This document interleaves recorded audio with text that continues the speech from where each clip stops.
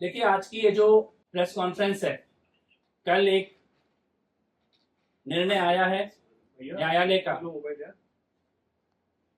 का एक निर्णय है, बहुप्रतीक्षित निर्णय था। 6 साल से हम इस निर्णय की प्रतीक्षा कर रहे थे।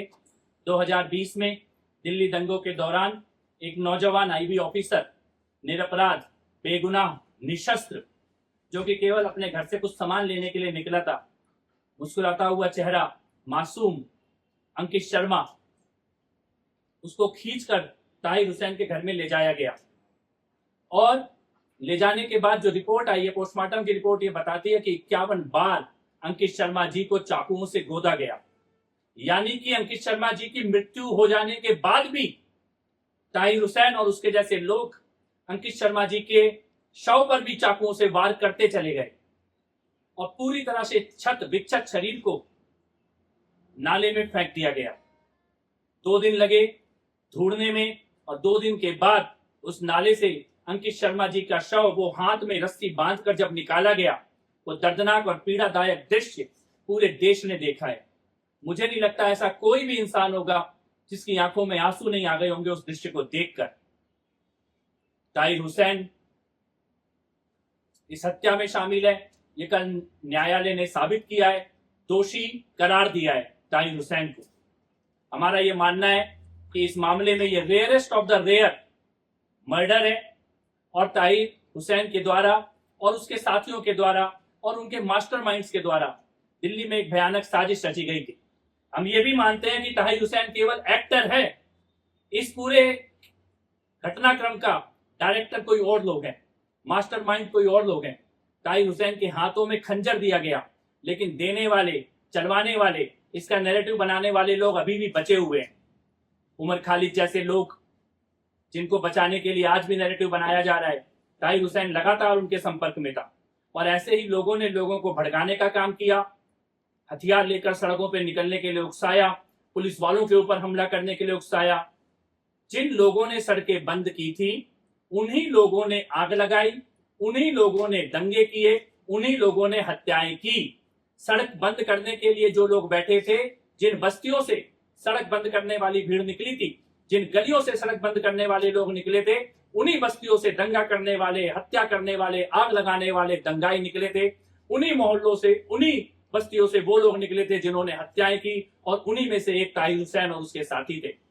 इसीलिए ये जो लार्जर कॉन्स्पिरेसी है, ये जो बड़ी साजिश है दिल्ली के खिलाफ, जिसमें पहले चारों तरफ से सड़कों को बंद कर दो और उसके बाद हिंदुओं का चुन चुन के नरसंहार करो, हिंदुओं की हत्या करने की साजिश था दिल्ली दंगा का पूरा घटनाक्रम।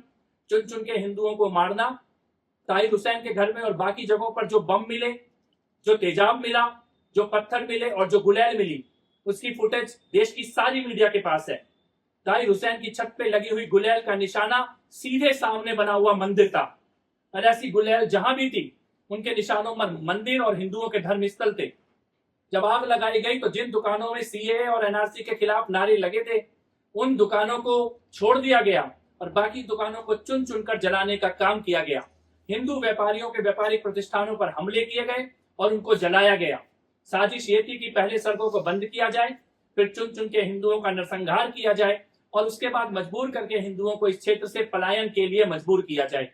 उस साजिश का एक घटनाक्रम था अंकित शर्मा जी का जो हत्या की गई, जो मर्डर हुआ, जिसका दोषी कल ताहिर हुसैन को करार दिया गया है। लेकिन इस मामले में और भी लोग शामिल हैं, वो लोग जो आज भी उमर खालिद को बचाने का काम करते हैं, वो लोग जो ताहिर हुसैन को अभी तक बचाने की कोशिश कर रहे थे। ऐसे विचारक, ऐसे लेखक, ऐसे पत्रकार, ऐसे वकील और ऐसे इंटरनेशनल बहुत सारे एक्टिविस्ट और एनजीओ हैं जिन्होंने इस दिल्ली दंगों को पूरी तरह से इसका रंग बदलने का, इसका सच छुपाने का पाप किया है।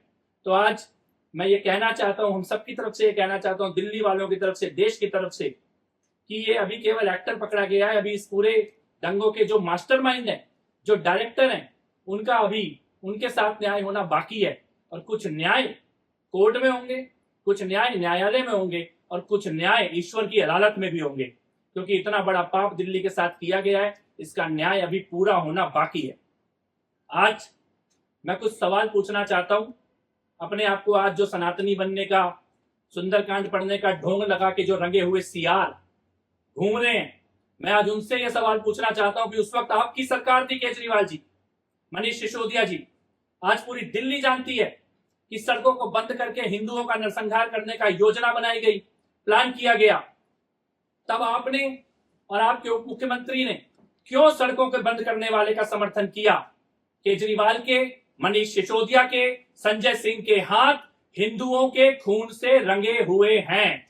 उनके हाथों में हिंदुओं का बेगुनाह, मासूम, निरपराध, निशस्त्र अंकित शर्मा जैसे हिंदुओं का खून केजरीवाल, मनीष सिसोदिया और संजय सिंह के हाथ में है।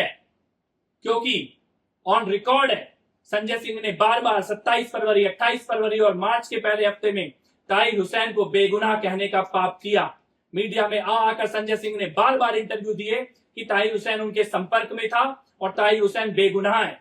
मैं ये पूछना चाहता हूं कि क्या जब ताहिर हुसैन अंकित शर्मा जी को चाकुओं से मार रहा था तो उसके बीच में वो संजय सिंह को फोन कर रहा था? क्या वो संजय सिंह के साथ फोन पे संपर्क में था?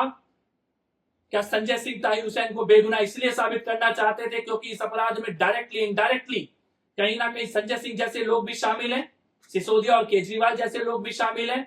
आखिर क्यों अरविंद केजरीवाल मुख्यमंत्री के तौर पर उनके मुंह से एक शब्द नहीं निकला अंकित शर्मा जी की हत्या के खिलाफ, एक बयान नहीं दिया उन्होंने? पूरी केजरीवाल सरकार का कोई मंत्री किसी भी हिंदू पीड़ित के घर में मिलने के लिए नहीं गया, उनको न्याय देने के लिए नहीं गया।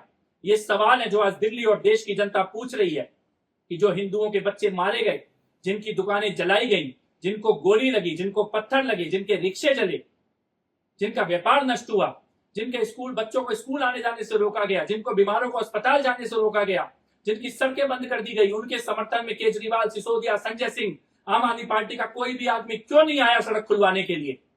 क्यों नहीं आया इस अपराध को रोकने के लिए? क्यों नहीं आया इस साजिश को रुकवाने के लिए? क्यों आपकी आंखों में आंसू नहीं आए अंकित शर्मा जी की हत्या पर?